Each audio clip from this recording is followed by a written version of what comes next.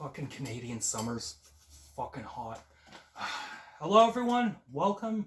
My name is Phoenix, and welcome to Classics Month on the Consumer's Guide to Filmmaking. Unforgiven, 1992, Clint Eastwood. This film tells the story of William Muni, a former outlaw and cowboy. He's long since hung his gun and boots up to live the life of a common farmer with his 2 kids. However, when a prostitute is cut up and a bounty is put up by the other prostitutes, Muni comes out of retirement, and with his friend Ned and a young outlaw named the Schofield Kid, they set out to take these women beaters down regardless of what the law says. As an adult, I think this film has cooled off for me just a little bit. I didn't love it as much as when I saw it as a teenager, but I still think this film is quite an achievement.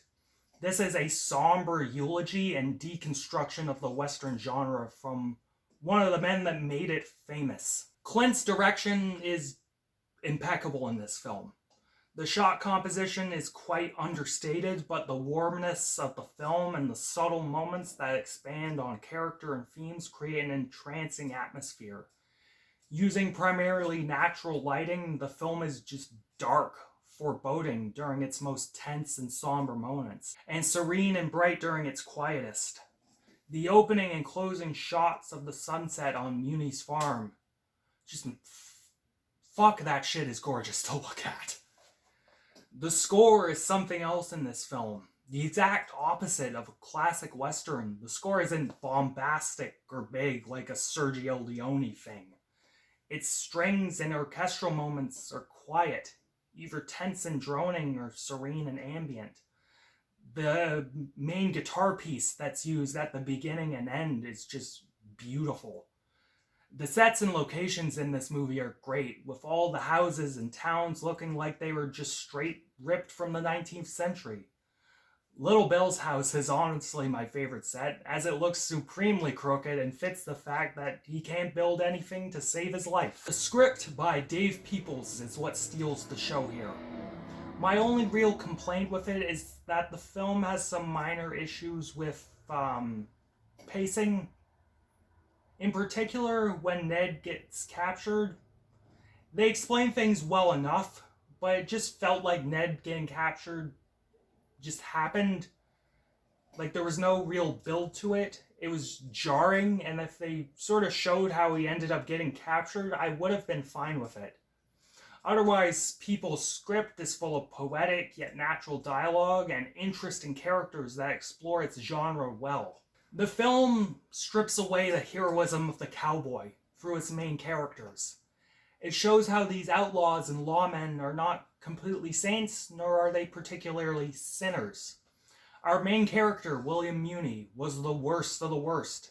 Having killed everything and everyone in his path, it was his wife that tried to set him on the right path. The path of God, not drinking, farming, whatever. For a while it worked.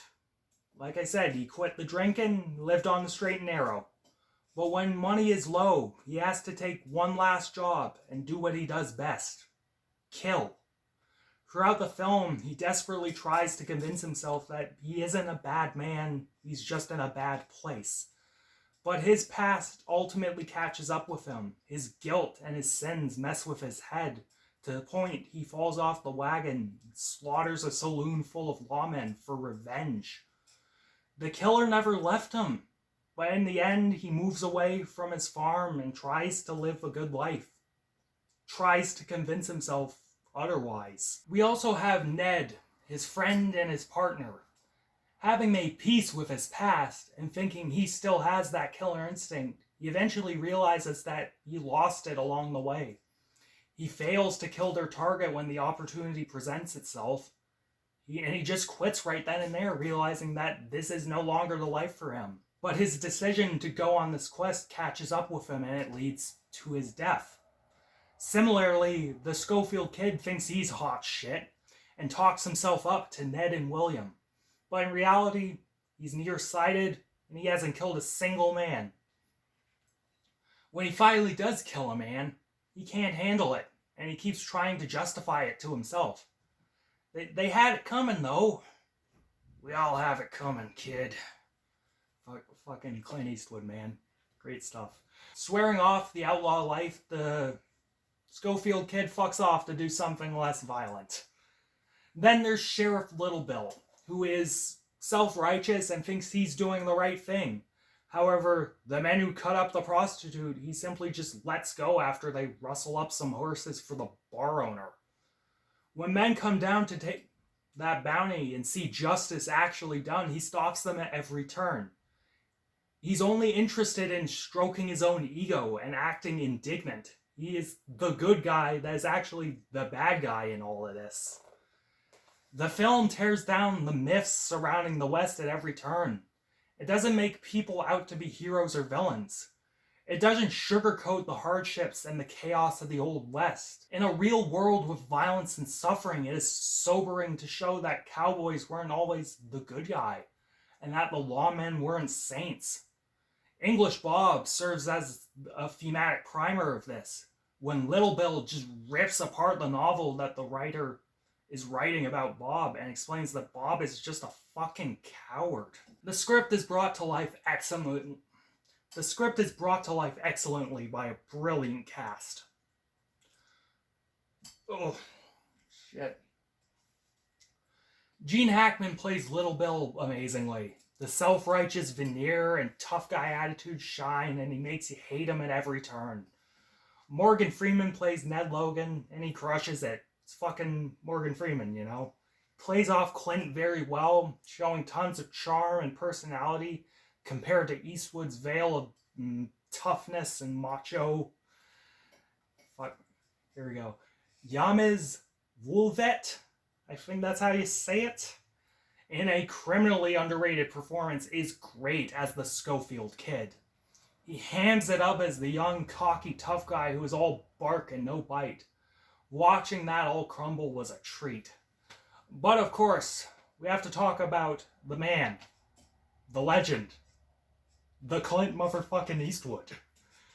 In a more reserved and emotional performance, the tough guy veneer of the man with no name is slowly broken down and is replaced with a man who can't right his sins and desperately tries to justify what he's doing.